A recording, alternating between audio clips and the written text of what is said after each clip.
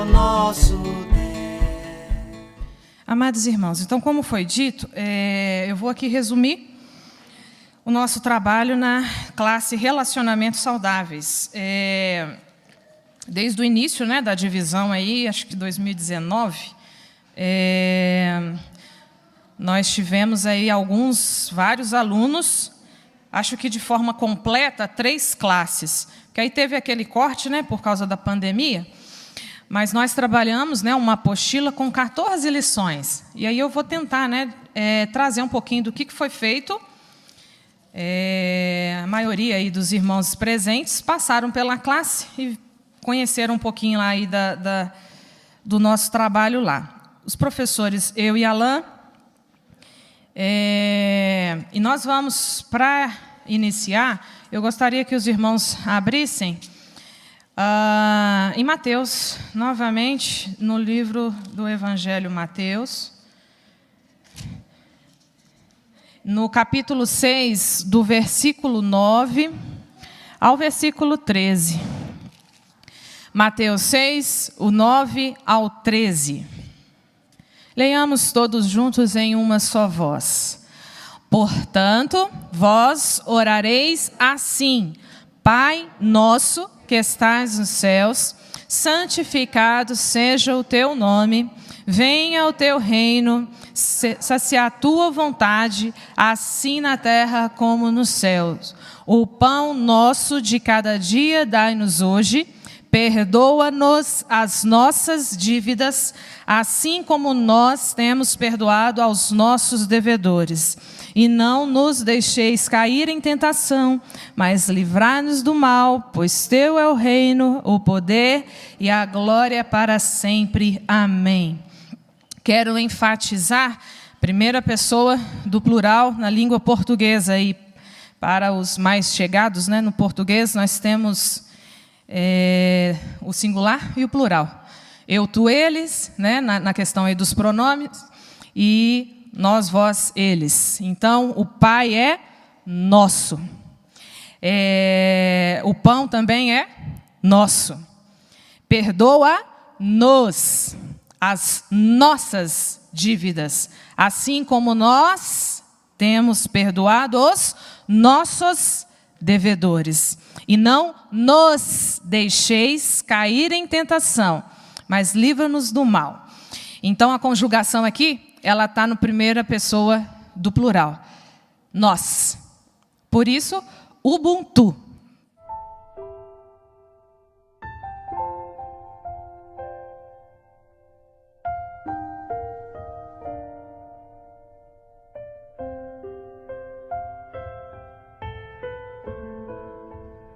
Um antropólogo estava estudando os usos e costumes de uma tribo africana quando, ao final dos trabalhos, propôs uma brincadeira às crianças da região. Colocou um cesto cheio de doces embaixo de uma árvore e propôs uma corrida. E disse: olha, quem chegar primeiro leva o cesto. As crianças se alinharam prontas para correr e, quando elas estavam prontas para correr, ele disse: já. Todas deram as mãos e correram juntas até a árvore, pegaram o cesto juntas e comemoraram juntas. O antropólogo olhou curioso para aquela situação e uma das crianças olhou de volta para ele e disse: Ubuntu, tio. Como uma de nós poderia ficar feliz se todas as outras iriam ficar tristes? Ubuntu é uma palavra que representa uma filosofia e uma ética antiga africana que significa sou quem sou porque somos todos nós. Uma pessoa com Ubuntu tem consciência de que ela é afetada quando um semelhante seu é afetado. Ela sabe que o mundo não é uma ilha, que ela precisa dos outros para ser ela mesma. Ubuntu fala de respeito básico pelos outros. Ubuntu é compaixão, partilha, empatia. Ubuntu diz que ser humano é ser como os outros e que ser como os outros deve ser tudo. Deus é 3. Mesmo sendo um só Deus, consegue ter comunhão plena, como disse Ricardo Barbosa. Deus é uma eterna comunhão de 3 pessoas divinas. Jesus orou um dia dizendo: Pai, eu oro para que eles sejam um, assim como eu e tu somos um. Esse conceito de unidade, de pluralidade única, de sermos indivíduos unitários, mas plurais ao mesmo tempo, é algo que me chama muito a atenção em Jesus. As pessoas olham muito para o fato de Jesus andar sobre as águas, multiplicar pães e peixes, assim como ele demonstrava poder e autoridade nesses atos, chama mais a atenção a compaixão. O fato de Jesus chorar a morte de um amigo como Lázaro, o fato de Jesus certamente lacrimejar ao ver mulheres sendo arrastadas pelas calçadas, prostitutas sendo arrastadas para serem apedrejadas, isso sim mostra compaixão, mostra esse espírito ubuntu, esse espírito caridoso, misericordioso da parte de Jesus para com as pessoas. Eu acredito inclusive que Jesus se importa com as pessoas, Deus se importa justamente por um único motivo, para nos ensinar que nós, seres humanos, devemos nos importar uns com os outros. Segundo os Hebreus, fomos feitos um do outro.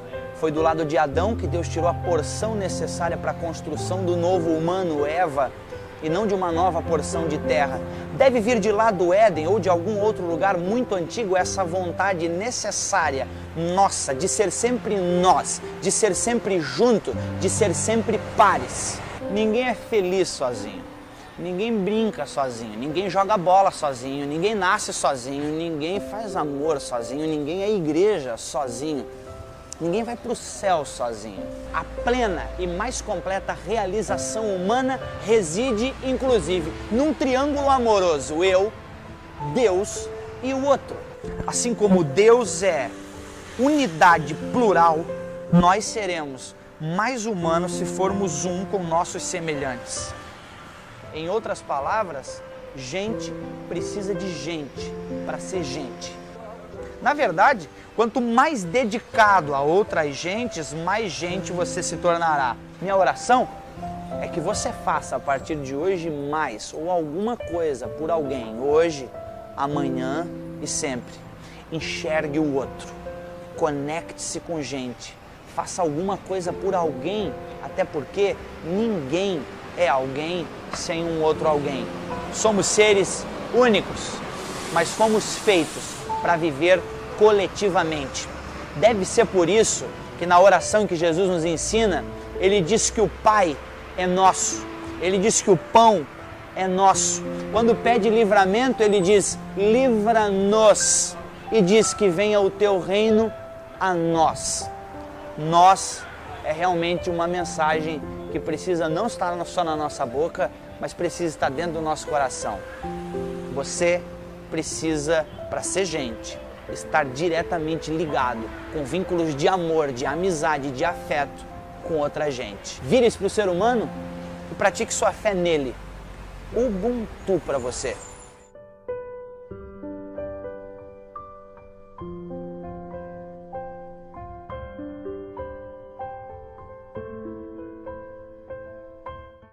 Trabalhando de uma forma bem resumida, porque foram 14. E aí lá a gente tanto tinha a parte, né, da lição, tivemos o complemento de outros 2 livros que são do John Maxwell, As 17 Incontestáveis Leis do Trabalho em Equipe. Nem todo domingo a gente conseguia falar de alguma lei, mas tentamos, pelo tempo também um pouco corrido, e trabalhamos do Gary Chapman, As 5 Linguagens do Perdão. É o mesmo autor das 5 Linguagens do Amor. Então foram 2 livros também trabalhados durante a trajetória. Além das dinâmicas, que os irmãos vão se lembrar, né, os que passaram, a gente também sorria, trazia o conceito, às vezes complexo, mas de uma forma leve, sutil, de uma brincadeira, de um sorriso. E foi, com certeza, momentos muito positivos, e de todas as classes, a única que teve formatura, tá? Tivemos colação de grau, um diploma que simbolicamente vocês levaram, no mesmo padrão, né? E eu espero que vocês realmente guardem com carinho as lembranças, né, desse tempo, desse período, e um aprendizado de que o nós, ele é mais forte do que o eu. E foi para isso, né, que o Senhor então nos chamou, para sermos um em Cristo. Vamos, então, fazer uma viagem aí nesse turno do tempo. Então, relacionamentos saudáveis, professores Alain e Viviane.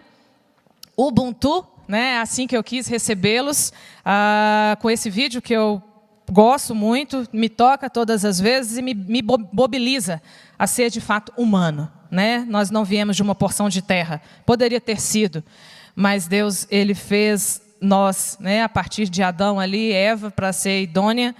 Então foi de uma forma espetacular, singular. Ele molda o ser humano. E Ele diz que não é bom que a gente esteja só. Então a gente vive em comunidade.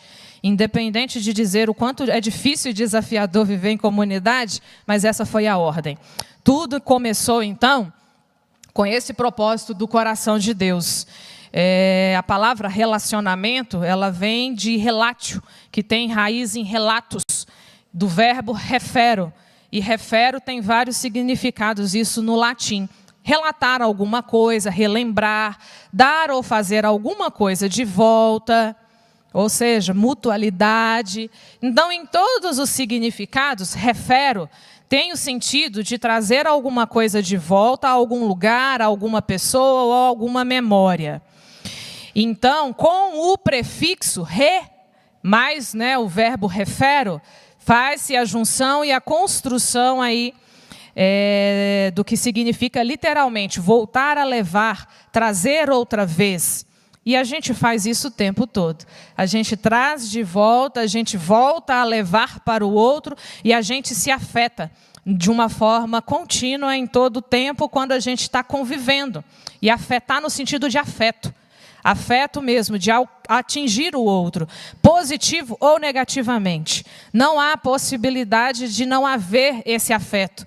Há sempre esse direcionamento, ou positivo ou negativo. Mas ao conviver, ao se relacionar, você muda o outro. Ou positiva ou negativamente. Mas você volta a levar, você traz outra vez. Ninguém, né, passa em nossas vidas, ele não vai só, não nos deixa só. Ele deixa um pouco de si, ele leva um pouco de nós. Isso é relacionamento, que tem a ver com toda essa etimologia aqui da palavra. Então, com o tempo, o significado dessa palavra, ela passou a ser direcionada na ligação em duas pessoas ou mais. A palavra relacionamento surgiu para descrever o ato de se relacionar com a outra pessoa. Então, criados para relacionamento foi a primeira lição. Nós baseados em Gênesis 1, o autor de todas as coisas, o criador do universo, ele disse que nós deveríamos nos relacionar através da criação. E tudo que ele fez é bom. Portanto, o fato da gente falar, mas é tão difícil, né, conviver com as pessoas, não era para ser assim. A princípio, né, ele criou todas as coisas perfeitas e ele fez um relacionamento com ele mesmo. Ele nos fez para nos relacionarmos de uma forma direta com ele, nos relacionarmos com a criação. Adão foi designado para nomear, para governar, para se relacionar com a criação e relacionamento com o próximo. Isso a gente vê ao longo de Gênesis 1. Todo o princípio de todas as coisas, e era perfeito, de fato. Essas três formas de relacionamento, com o Criador, com a criação e com o próximo, Adão e Eva. Até que, o que acontece? Gênesis 3, a queda. E aí nós tivemos, então, a queda e a redenção dos relacionamentos, uma vez manchado pelo pecado. Agora está comprometido e corrompido o relacionamento nosso com o Criador, o relacionamento de Adão com a criatura e o relacionamento de Adão com o seu próximo, com Eva. Isso ficou manchado e aí base, né, do texto, e aí não dá tempo da gente ler aqui, né, todas as referências, então eu anotei aí, caso os irmãos quiserem, depois vão anotando e depois, né, nas suas casas aí, tendo esse acompanhamento. E aí, tivemos então a mancha do pecado e a corrupção entrando, de uma forma que tudo ficou corrompido, e essas três possibilidades de relacionamento.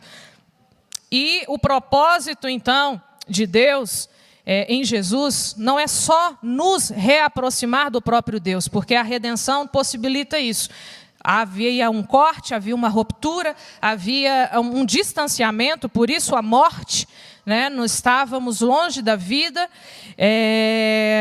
e aí vem, né, a obra de redenção do arquiteto Deus, que planeja, traz o seu Filho para executar e traz o Espírito Santo para aplicar essa obra em nós. Essa obra, ela teve o objetivo, então, de trazer harmonia no que estava quebrado. E estava quebrado com Deus, com o homem e com a criação. Nós somos também operadores, né? Nós somos aí os responsáveis por comunicar essa obra. Vamos abrir e ler juntos 2 Coríntios 5, 18 e 19. São apenas 2 versículos e eu gostaria que esse sim a gente lesse juntos para a gente ver o tamanho da nossa responsabilidade em relação a esse assunto de restauração de relacionamentos. 2 Coríntios, o capítulo 5, nós vamos ler o versículo 18 e 19, todos juntos.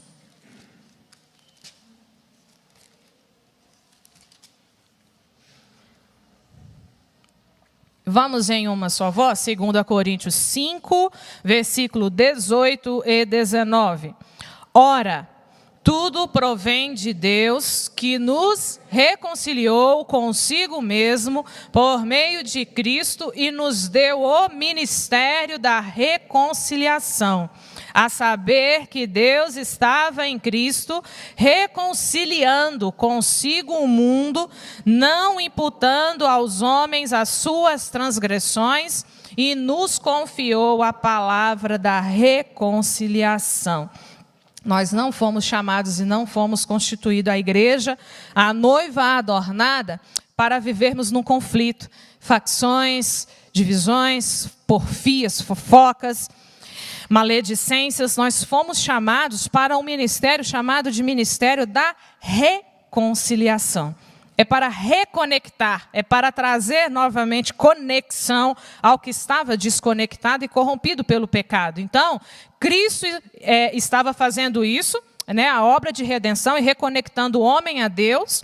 E uma vez a obra da redenção aplicada em nós pelo Espírito Santo, não imputando sobre nós as nossas transgressões, ou seja, não nos tratando mediante a elas, nos perdoando em Cristo, Ele nos confiou a palavra da reconciliação. Então, esse ministério não é da Viviane e do presbítero Alain como professores da classe durante esses últimos 3 anos e essas últimas 3 turmas.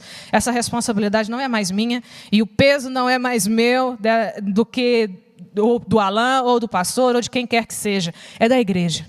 O ministério da reconciliação, a palavra da reconciliação, o afeto positivo, o Ubuntu, é para nós, não é para um ou para outro. Então, a segunda lição falou da queda e a redenção, o propósito de Deus em reconectar o homem com Deus e o homem com Ele próprio. 3, estudamos sobre o fruto do Espírito e os relacionamentos. Os cristãos judaizantes, eles estavam impactando muito a igreja da galáxia, a obra, né, os frutos da carne e o fruto do Espírito está descrito em Gálatas, por Paulo. E tudo isso foi necessário porque os cristãos judaizantes, eles estavam trazendo muito prejuízo, porque os cristãos judaizantes eram aqueles que não tinham origem no judaísmo, eles não eram do sangue, né, israelita, mas eles procuravam obedecer os rituais da Torá, que às vezes o próprio cristão lá israelita, de origem mesmo, raiz israelita, já tinha deixado de lado. Então os judaizantes, eles estavam trazendo a lei, mas eles não pertenciam, né, à origem do judaísmo. E eles eram pessoas que, não sendo geneticamente israelitas, eles começaram a confundir muito a questão, né, da religião, das tradições, e, enfim, estavam trazendo muita confusão. E aí, Paulo ele escreve para esclarecer a respeito da salvação, porque ele estava já um conflito muito grande, circuncisão, incircuncisão, e estava um pouco bagunçado aí na cabeça da igreja de Gálatas. E aí ele vem, então, apontar para a salvação e para esclarecer sobre essa obra realizada pelo Deus Trino, o Deus Pai, o Filho e o Espírito Santo, o papel de cada um na questão da salvação, né? Não mais apenas para os judeus, o israelita, mas o gentio e a todo aquele, né, que confessasse, não fechado a obras e não a questão da circuncisão ou incircuncisão, mas apontando para a suficiência de Cristo. Então, Paulo ele questiona, né, todo o ensino dos judaizantes para organizar a mesma casa, porque estava virando muita confusão a respeito da obra de redenção, a obra de salvação na igreja de Gálatas. E aí ele aponta para o fruto do Espírito. Ele está descrevendo a respeito da salvação, da redenção, E aí ele aponta realmente para a suficiência de Cristo falando do fruto. Porque aquele que, uma vez recebe o ministério da reconciliação, a palavra da reconciliação é aplicada a ele, ele tem o fruto do Espírito. Então, o seu comportamento, aquilo que ele externaliza, está baseado nos valores daí de 9 características que estão dentro aí do seu caráter, que é o fruto. E esse fruto, é claro, ele já não nasce pronto, né? Nenhuma árvore é assim. Ela tem um tempo, né, de maturação, de desenvolvimento, até que o fruto esteja bom para uso realmente, né, para ser, sei lá, consumido, seja lá qual for o objetivo. Então, há um progresso natural da vida de um cristão. Uma vez que a obra da salvação ela é feita, ela é aplicada em nós, existe um caminho natural de crescimento até a maturidade completa. Mas esse fruto tem que estar presente. 9 características: amor, alegria, paz, longanimidade, benignidade, bondade, fidelidade, mansidão e domínio próprio. Não é uma opção para você falar, eu quero ser alegre, sou bem-humorado, gosto de contar piada, e aí eu prefiro, então, ter essa característica e evidenciar essa. O pacote é completo, né, como uma infrutescência, que tem partes para constituir um fruto único. Isso é uma infrutescência. E o fruto do Espírito é uma infrutescência. São todas as partes conectadas, ligadas, para trazer um fruto só. Então, a gente precisa praticá-lo, independente de dizer, esse é mais fácil do que aquele. Essa característica, para mim, é mais tranquila do que aquela. O fruto do Espírito está em nós, porque a obra foi feita em nós. Lição de número 4, uma adequada teologia do conflito, baseada em Mateus 5, 11 a 14, quando Jesus fala que ele não veio trazer paz, mas ele veio trazer espada. Texto difícil e às vezes requer, né, um cuidado na interpretação, para a gente não apontar de que Jesus estava querendo ser o pivô dos conflitos e trazer confusão. E essa lição a gente explorou uma antítese irreconciliável, que é quando Deus impõe a inimizade irreconciliável. Essa não tem reconciliação, possibilidade nenhuma entre si mesmo e Satanás, quando na queda, em Gênesis 3, ele diz que colocaria entre o homem e a serpente a inimizade, ou seja, é porque já havia uma conexão. O homem, com a queda, ele se conecta com a serpente, com o mal, e ele desconecta com a vida, com o bem que é Deus. E aí Deus ele coloca de que ele traria aquele que esmagaria de vez a serpente, colocando uma inimizade entre essa serpente e o homem. Eles não foram feitos para se relacionar. E sim, o relacionamento que foi, né, da criação, o objetivo de Deus era do homem com o próprio Criador. De Deus, né, Criador com o homem, a sua criação. Então, é uma antítese irreconciliável. Entre Deus e Satanás, entre o bem e o mal, não há parceria. Não há flexibilidade. Não há tolerância. E nós falamos sobre os conflitos inevitáveis, baseados de Mateus 10, 34 e 35. Cultivar relacionamento saudável, equilibrado, não significa paz a qualquer custo. Porque nós temos que nos posicionar frente ao que é ser luz e trevas, ao que é certo e ao que é errado. E nós sabemos, né, muito bem disso. Não há possibilidade de tolerância, de conexão com aquilo que não é da vontade de Deus. Então, Deus quer posicionamento. Independente, aí o texto de Mateus, ele está relacionado e se referindo a familiares. Mesmo que às vezes precisa haver um conflito dentro de casa, por um posicionamento daquele que precisa manifestar o caráter de Cristo, que tem a lei perfeita aqui como regra de fé e prática.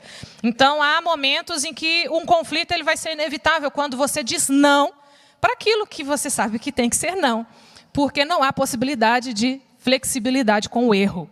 E a gente precisa estar despertado aí nesse tempo, nessa cultura e diante do que a gente está vivendo, porque às vezes a gente também está bem tolerantes em relação a certas coisas que não tem negociação. Não é não. Certo é certo. Ainda que todos não estejam fazendo. E o errado é errado, ainda que todos estejam fazendo. Então, o crente ele tem um discernimento que ele precisa se posicionar, e é isso que tratamos, uma adequada teologia do conflito. Há vários exemplos. Martim Lutero, um grande conflitante da época. Conflito ou não foi o que ele gerou? quando ele se impõe e ele questiona, e ele vai lá e fixa as 95, ele está criando um conflito ou não está? Claro que está. Mas numa defesa de quê? Da fé. O justo vive pela fé. Não era tudo aquilo que a igreja estava fazendo, da forma como a igreja estava se posicionando.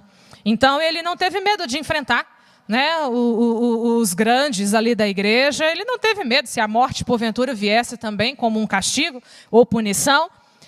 Mas é isso, não é conflito a todo tempo, a qualquer custo e por coisas que não fazem sentido. É um conflito no sentido de um posicionamento de você ser crente e agir como um cristão. É nesse sentido que não tem como evitar o conflito. Tem pessoas que às vezes se esquivam, né, de uma forma passiva. Não vou nem me posicionar porque eu não quero assim, sabe? Mas tem hora que você precisa.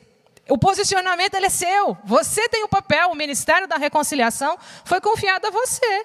Então, não tem como não ter o discernimento e uma ruptura entre luz e trevas. Não há conexão. Não há possibilidade. Uma antítese irreconciliável. Então, não é paz a qualquer custo. No que depender de vós, é claro, tem de paz com todos os homens. Mas no que depender de você, seja cristão e se posicione como tal. É isso que a gente não pode também deixar, né, o conflito. Às vezes, se o seu filho está errado, não vai proteger. Não vai super proteger ou querer mascarar o erro porque é seu filho. É nesse sentido. Então, assim, o conflito, ele vem. Ele vem daquele que vai se posicionar e com o discernimento certo do que é certo e errado. Um caminho sobremodo excelente foi a lição de número 5, onde falamos de 1 Coríntios 13. Uma igreja mais polêmica, mais problemática e com mais questões de relacionamento do que a de Corinto não teve. E Deus ele não nos poupou no sentido de querer colocar um ideal perfeito de igreja e que não tem nada disso. Ele não poupou nenhum detalhe, né? Dentro do cânon, que foi a régua aqui, quando foi determinado os livros que iriam compor, ele quis deixar o livro de Corinto. Tem uma carta a mais que foi escrita para a igreja de Corinto que não foi colocada aqui. Mas ele quis colocar a primeira e a segunda carta, historicamente, Paulo escreveu mais. Mas Deus quis colocar aqui, inclusive os defeitos, os problemas da igreja, né, de Corinto, para que a gente entendesse que há problemas. Aonde há gente, aonde tem ser humano, aonde tem pessoas, de fato, há dificuldades. E há situações que, infelizmente, a gente deve evitar e deve vencer. É lindo, né? 1 Coríntios 13, lido em muitos casamentos, um contexto de que o amor, ele é tudo sofre, tudo crê, tudo espera, o amor jamais acaba. É um texto maravilhoso, mas ele não é descrito para um relacionamento de marido e mulher. O contexto dele não é de falar de um ideal de relacionamento matrimonial. É um ideal de relacionamento dentro da igreja. O cenário para 1 Coríntios 13 é 1 Coríntios 12, é 1 Coríntios 11. É o que está antes, que justifica o capítulo 13. E antes estava uma guerra. Quem é de Apolo? Quem é de Paulo? Quem é o rico e o pobre? Para ter a distinção aqui aonde senta. E, né, na ceia, no dia da ceia, como que vai ser essa distribuição entre o pobre e entre o rico? Quem é aquele que tem privilégio na questão dos dons espirituais, né? Que é o que tem a propriedade do dom de ensino, o que tem a propriedade do dom de línguas, o que tem o dom aqui ou ali. Estava um caos, numa questão de hostilidade, de tratamentos distintos às pessoas dentro da igreja. E aí vem realmente o capítulo 13 para falar da proeminência do amor, né? Que ele está acima de todas as coisas, de ciência, porque muitos se colocavam como doutores. Então, Paulo já começa 1 Coríntios 13 dizendo, acima de tudo, ele está. Né? Não tem a questão da ciência, porque pode falar em língua, pode ter o doutor, PhD, não sei o quê. Se não tem amor, não vai aproveitar em nada do que você está fazendo. Depois do 4 a 7 tem a natureza do amor, e do 9 ao 13, a duração do amor. Então, esse capítulo ele é explorado por causa dessa questão de conflitos dentro da igreja. 6. Amando como Cristo nos amou, baseado em Efésios 5, 1 e 2. Vamos lá, são só 2 versículos. Vocês estão aí, se ainda tiverem, né, com a Bíblia aberta, vocês pararem em Coríntios, então alguns à frente aí, Efésios, algumas páginas à frente. Efésios, capítulo 5, versículo 1 e 2.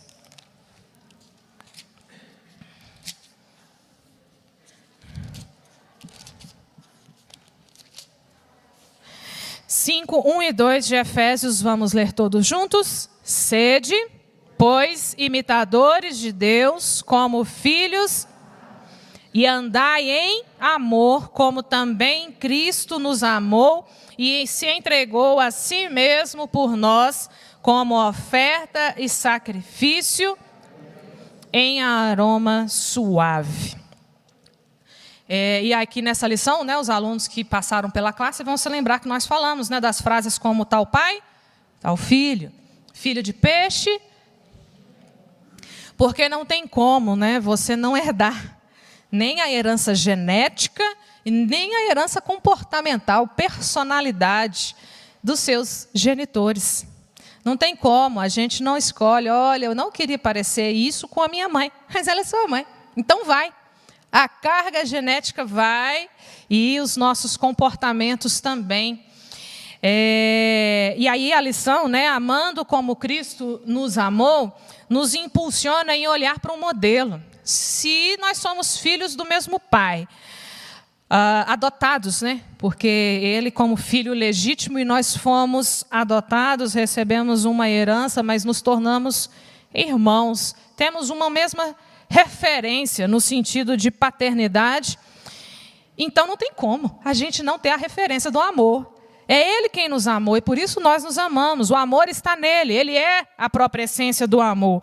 E aí nessa lição nós fomos impulsionados a pensar um pouquinho na sua referência, no seu padrão de amor, se parece ou não. Porque a gente cobra tanto dos outros, a gente impõe sobre os outros uma questão mesmo de fazer tudo conforme a nossa vontade, a nossa perspectiva, na nossa forma, no nosso tempo, e somos críticos.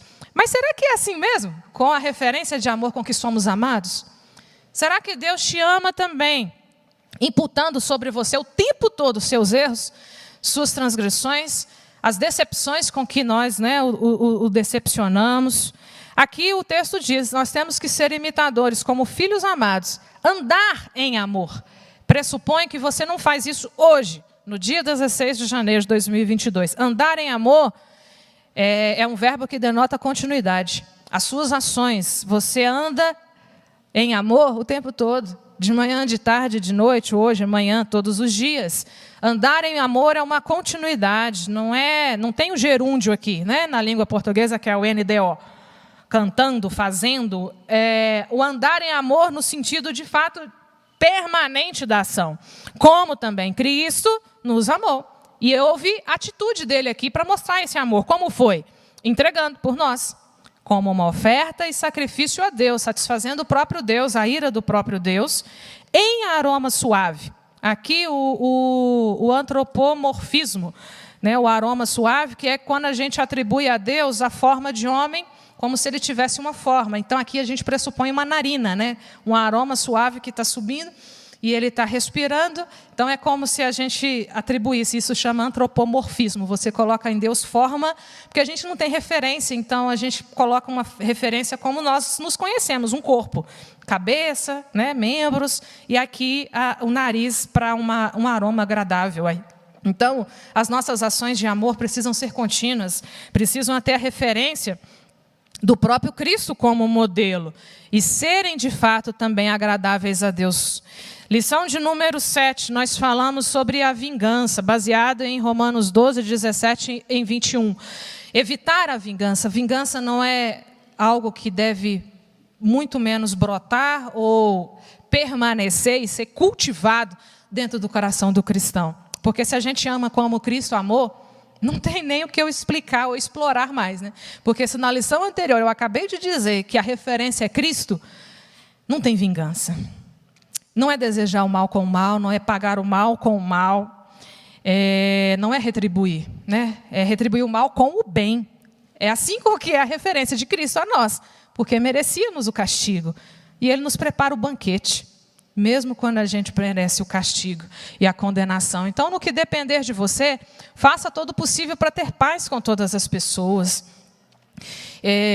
Não vai querer fazer a justiça, né? A famosa frase, justiça com as suas próprias mãos. O texto, né, de Romanos, Deus está trazendo para ele está dizendo assim, a mim pertence a vingança, eu retribuirei, porque a ira de Deus é santa, a nossa não. E vamos falar, né, da ira daqui a pouquinho. a gente precisa, de fato, né, entender o sentido do perdão, e por isso, na lição de número 8, falamos, baseada aí em Colossenses 3,13, sobre a prática do perdão. E aí, nesse momento, também trabalhamos o livro As 5 Linguagens do Perdão, de Gary Chapman. Como você, né, percebe perdão, identifica perdão através de linguagens diferentes. O que significa perdoar? E aí sempre há o questionamento: perdoar é esquecer? Porque se eu não esqueço, então eu não perdoei. E a gente tratou o conceito de perdão. Não é e não significa esquecer, mas é não tratar o outro baseado na ofensa. É quando você consegue ir lá no passado, transita e vem para o presente, e isso não te afeta, não te machuca. Isso não tira sua noite de sono, isso não faz com que você perca o apetite, isso não te fere. E tomar realmente o veneno da falta de perdão é você se matar aos poucos.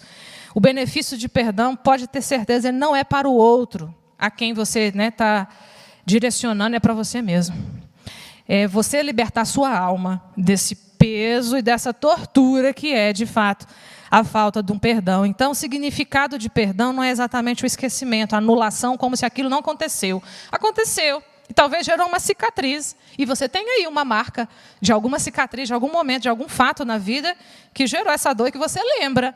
Mas se você pegar e dói, você sente, né, a dor daquele, sei lá, corte, o queimado, seja lá o que for. Lasquei a faca aqui, estou com a tampa do meu dedo arrebentada aqui ontem. Então, daqui a pouco vai, talvez, virar uma cicatriz. Agora está doendo, está latejando, porque está bem recente.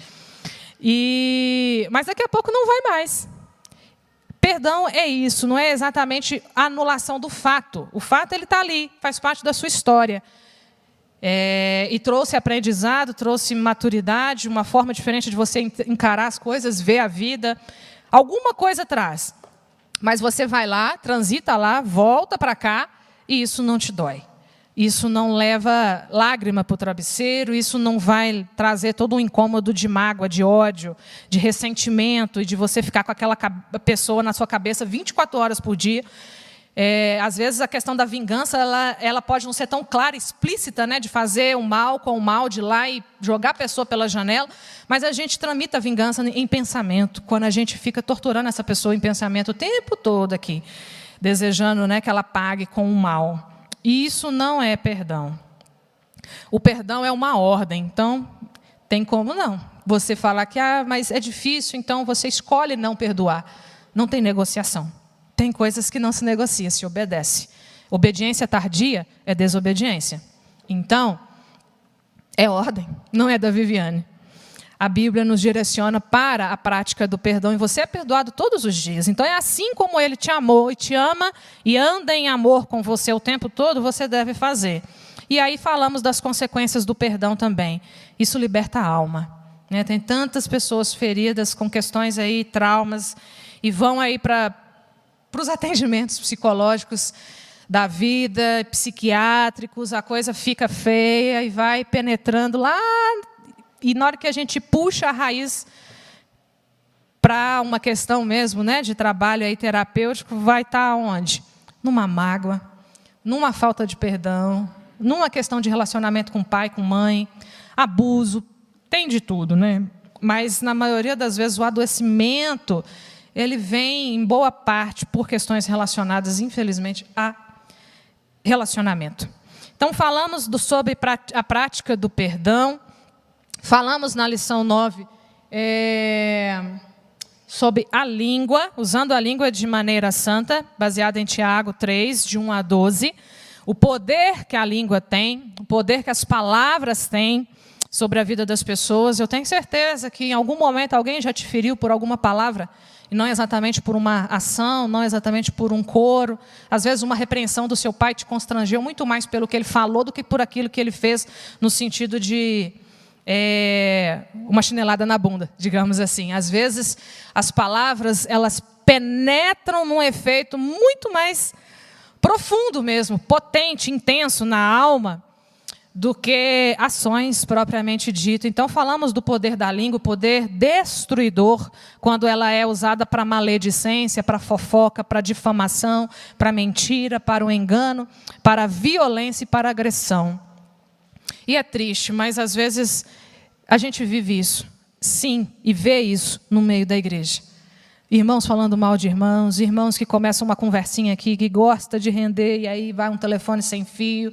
E infelizmente, uma coisa que às vezes vira difamação, porque aí falou e a pessoa não está nem sabendo, ela não fez, e é julgada, torturada, condenada por aquilo.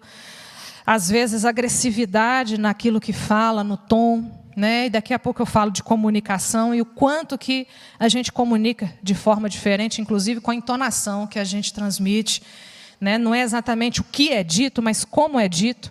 E isso pode realmente ter um poder muito destruidor. O poder abençoador também da língua, quando ela transmite amor, paz, perdão, quando ela transmite elogio, quando você reforça características positivas ao invés de apontar só os defeitos do outro, quando você tem gratidão, esboça gratidão, né, nas suas palavras, na sua língua.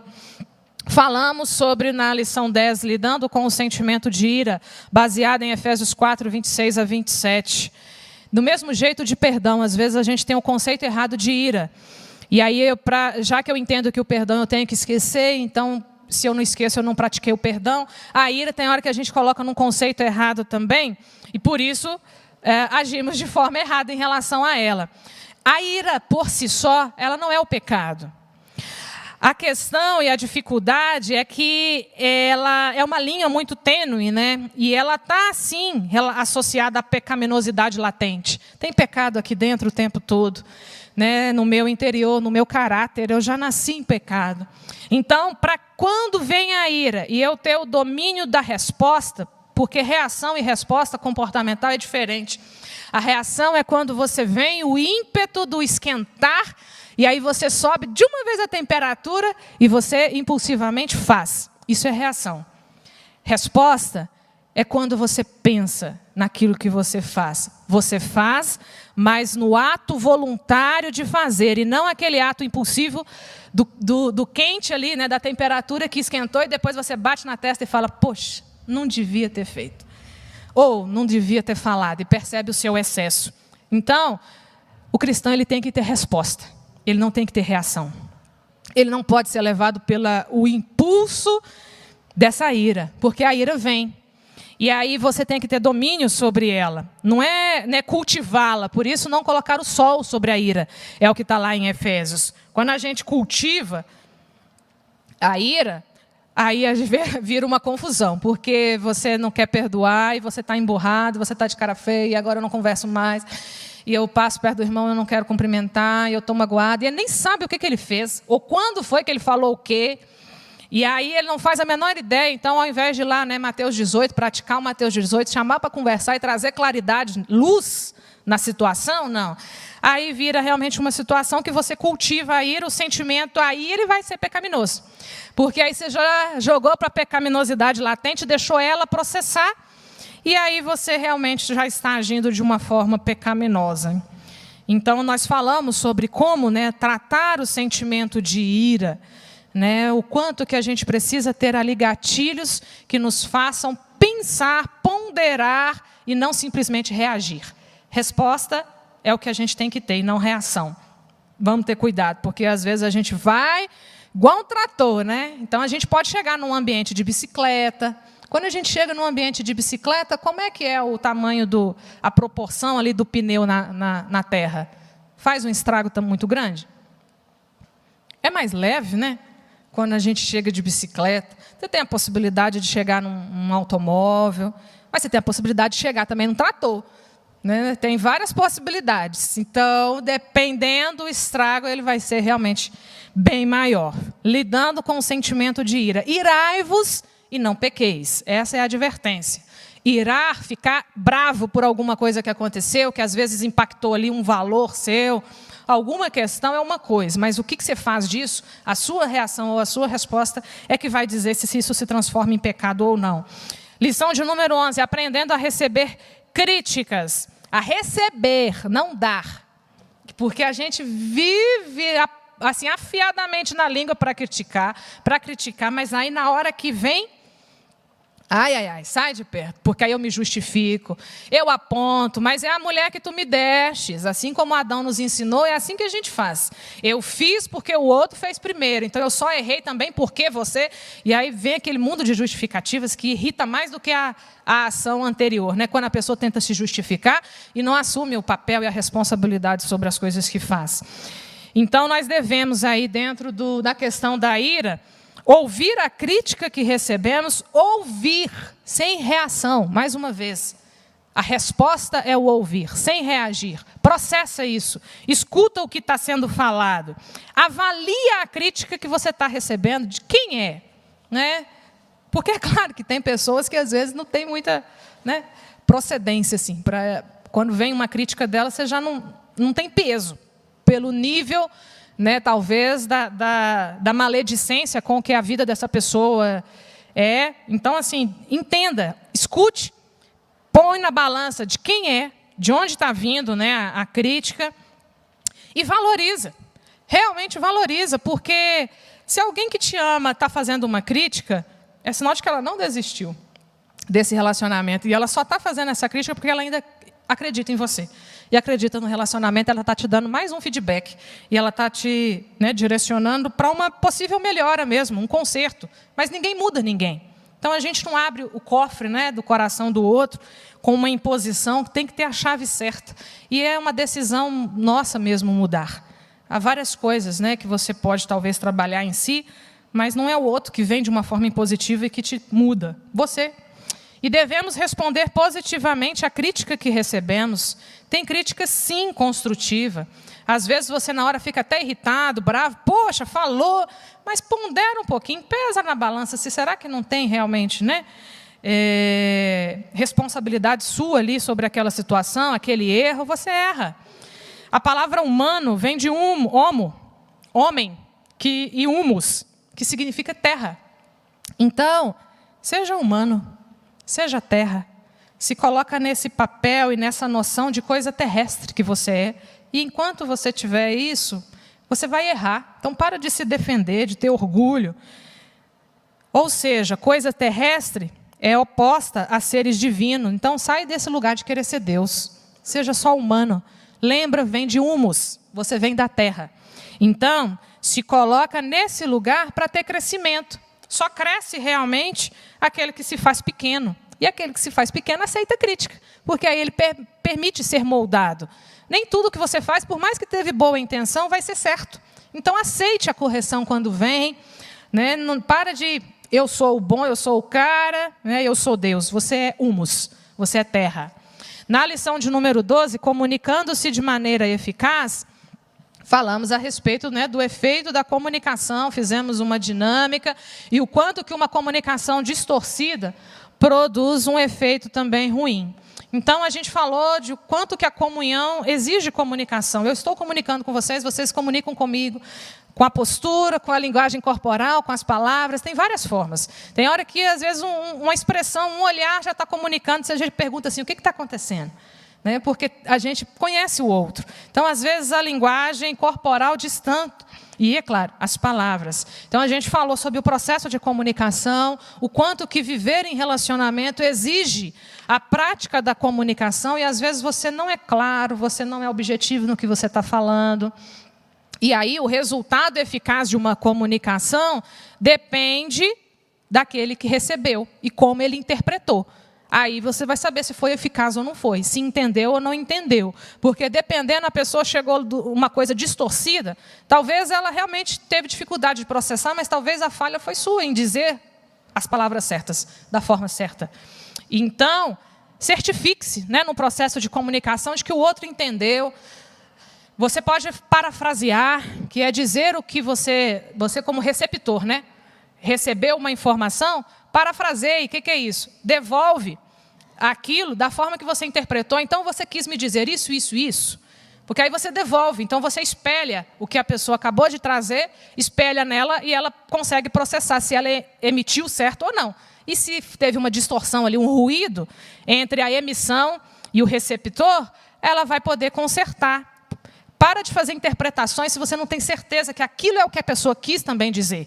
E às vezes a gente erra, porque a gente já vai fazendo 1000 interpretações, e aí a gente fica com raiva, e vem as nossas, né, reações impensadas por uma comunicação falha. Muitas questões de relacionamento têm a ver com questões de comunicação. E num outro momento, num outro estudo, porque aqui é um estudo para 1 hora, a gente pode falar de comunicação não violenta, que é um processo, né, em que a comunicação ela se dá em 4 passos. Quando você quer dar um feedback, você quer dar a alguém algum retorno de algo que ele fez, que envolve descrever o fato que aconteceu com objetividade, e objetividade é a ausência de julgamento, ao invés de você falar você é, e você fez, e porque você é isso, e aí já trazer um monte, ou porque compara com o outro, e trazer um peso aí na fala, é só descrever o fato, identificar o sentimento que aquilo que te afetou, né, como você está se sentindo, a necessidade sua que não foi suprida com aquilo e devolver fazendo, né, um pedido. A gente fala de comunicação não violenta num outro momento, mas é importantíssimo, porque a gente está o tempo todo fazendo isso, afetando o outro com a nossa comunicação. Na lição de número 13, falamos sobre respeitar as diferenças, baseado em 1 Coríntios 12. Aí, 1 Coríntios 12, né? Acabei de falar, estava antes do 13. Então, o 13 aconteceu e Paulo descreveu ali tudo sobre o amor por causa de 1 Coríntios 12, 1 a 31. Aqui, então, nós falamos sobre a unidade na diversidade. Tivemos uma rica ilustração a respeito do corpo humano, é quando fala ali dos membros, né, que não pode a mão dizer que é maior do que o pé, e todo aquele texto que eu sei que os irmãos já conhecem, mas faz uma analogia, né, ao corpo humano, para a gente entender o quanto que as diferenças potencializam.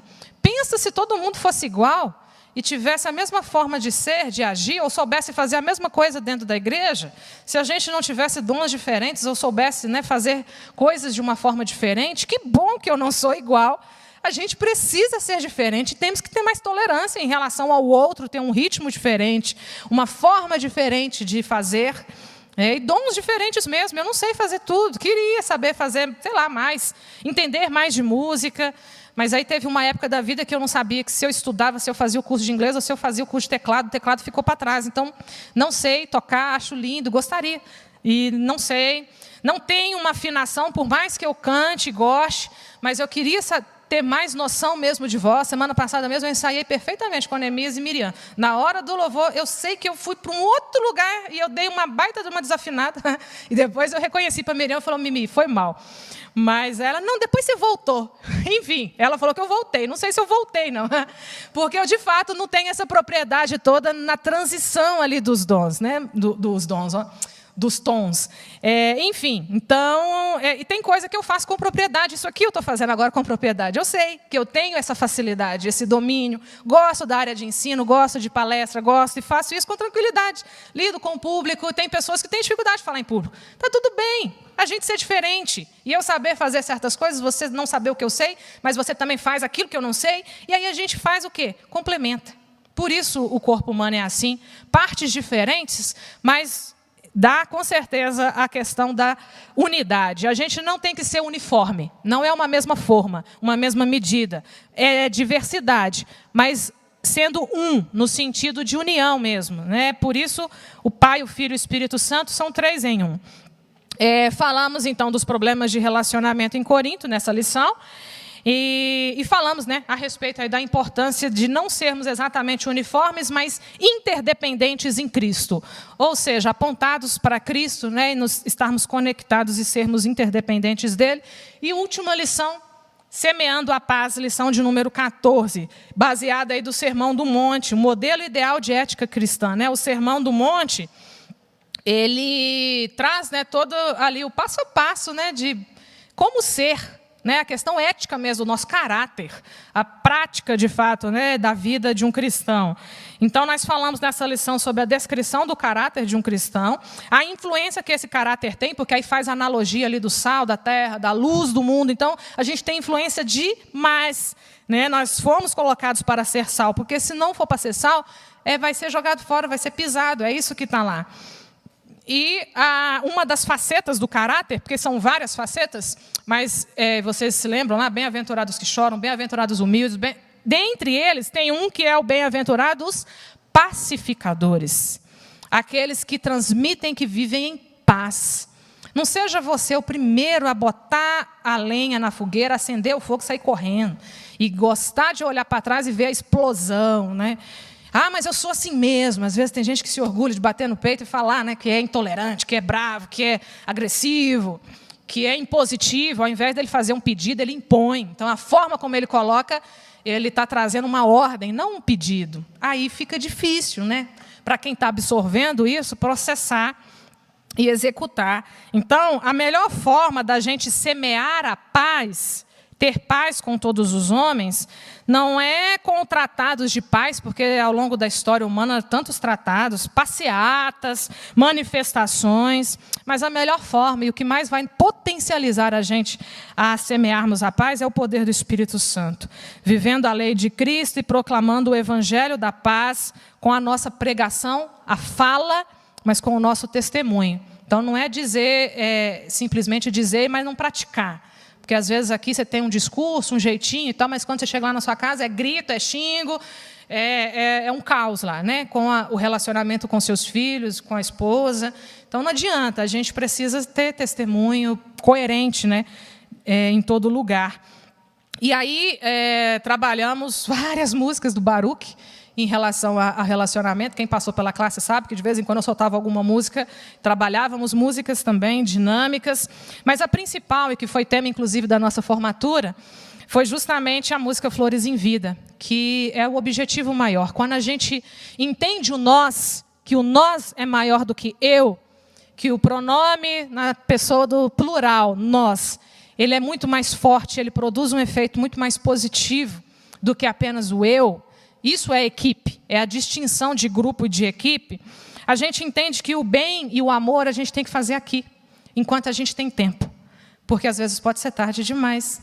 E às vezes as pessoas vão de uma forma tão rápida, num telefonema, de uma forma que a gente realmente não espera, e aí não dá mais tempo. Então, antes que isso aconteça, valorize cada instante, cada minuto daqueles que estão perto de você, seja a sua família mais próxima, seus amigos de trabalho, mas que seja o melhor café, que seja o melhor almoço, aquilo que compete a você, tenha paz. Aquilo que compete a você, a dar valor, carinho, afetar de forma positiva o outro, faça. Ofereça flores enquanto é dia, enquanto há vida. Porque assim, o passado ele foi, a gente não alcança ele.